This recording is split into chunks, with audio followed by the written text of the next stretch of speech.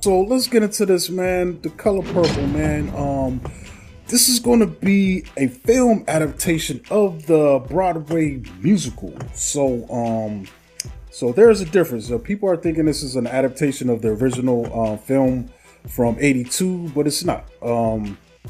So, torn apart from her sister and children, Celie faces many hardships in life, including an abusive husband. With support from a sultry singer named Shug Avery, as well as her stand her ground stepdaughter, Celie ultimately finds the extraordinary strength and the unbreakable bonds of a new kind of sisterhood. And this is directed by Blitz Buzawule.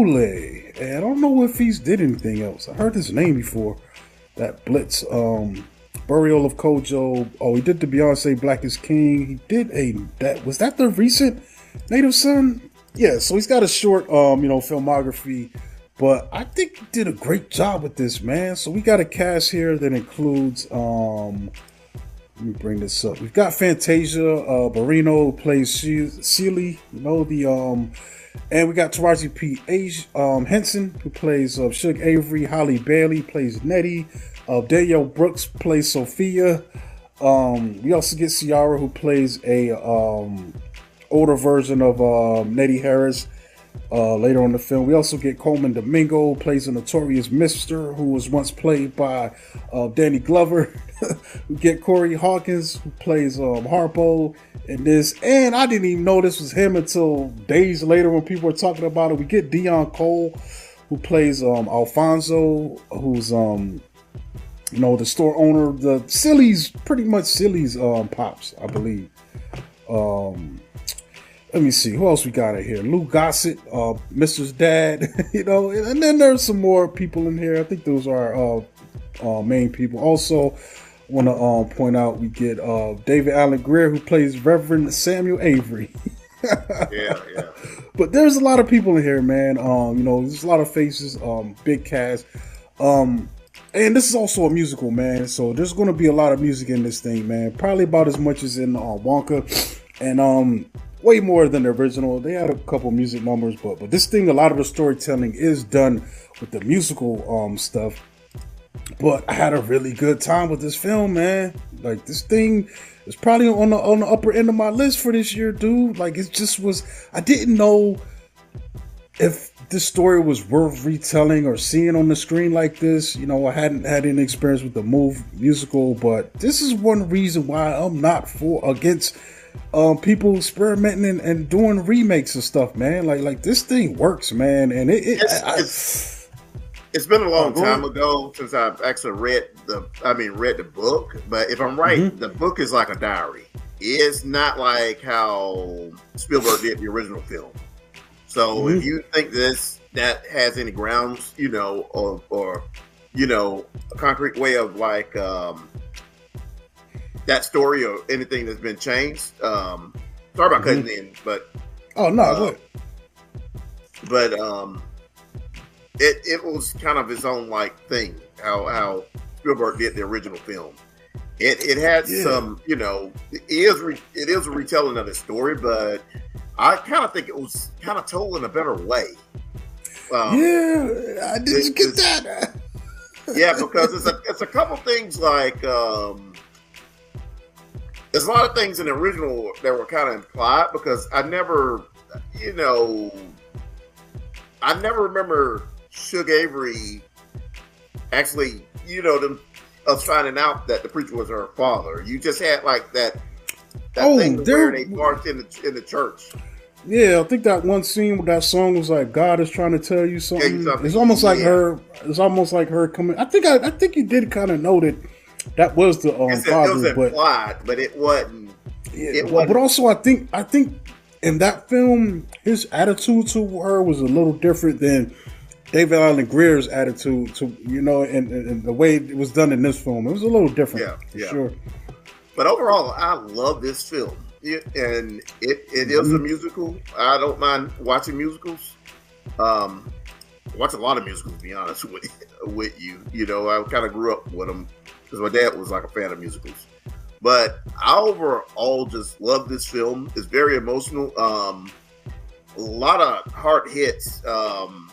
Coleman Domingo, if he doesn't get an Oscar, or at least a nomination for this film, he's being cheated.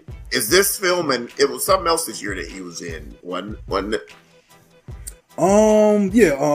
Talking about Rustin. Yeah.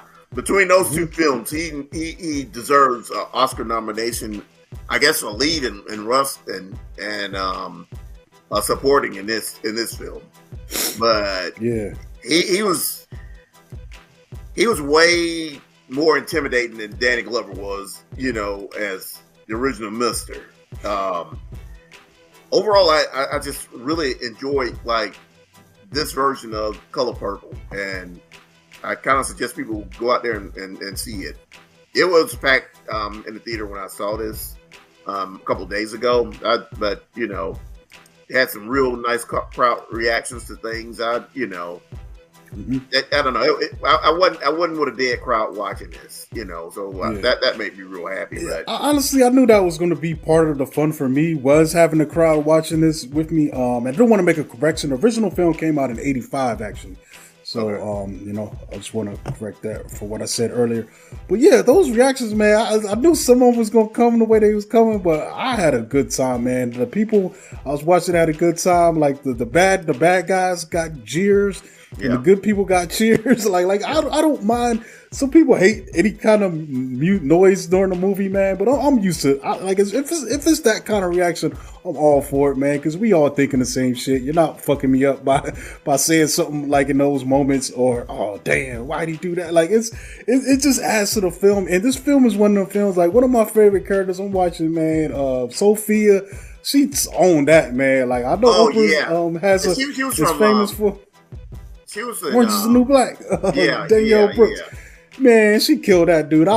She was my favorite in this thing. Every time she talked, and she was kind of hamming it up and just making that character larger than life and just eating up all the scenery, man. It was killing me, dude. Even the little insults when they started, man, there's a shift.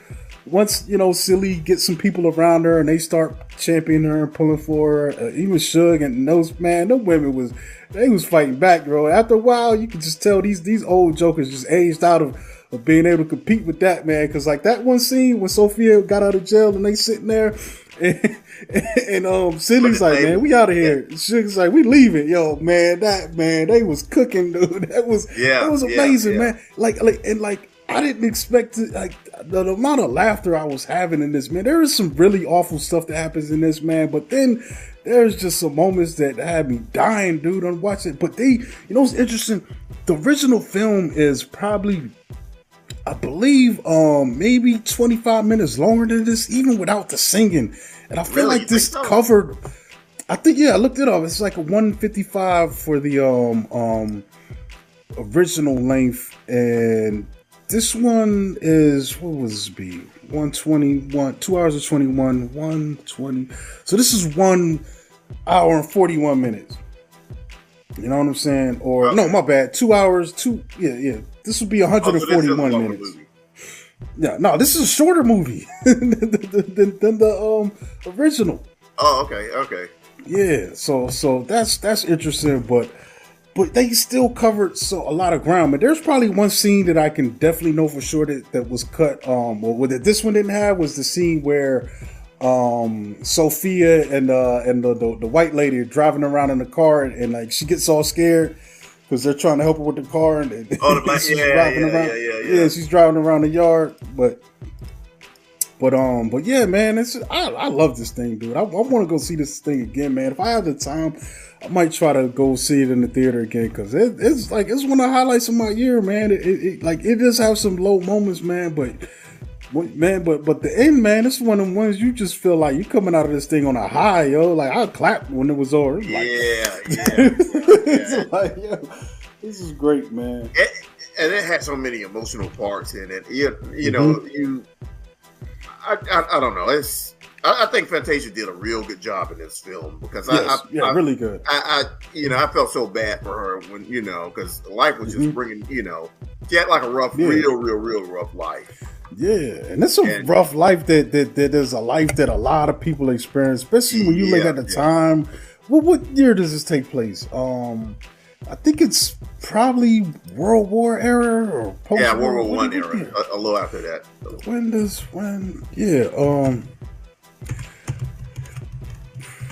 Yeah, but it's an era where women just wasn't doing like you know what I'm saying. They just didn't have no say, man. So they say this happens between 1909 and 1947. Okay. So.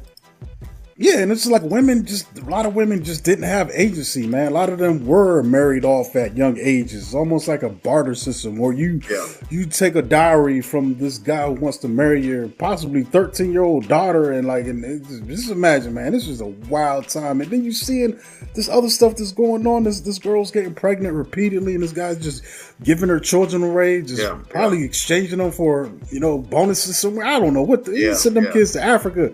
What was they going to Liberia? What was going on? Well, I figured out the logistics of that. He gave her to like a church. The preacher and his wife, and from there, they were missionaries in Africa, and they just went from there. See, that's one thing that was in the book that, if I'm right, that Spielberg doesn't really go and explain.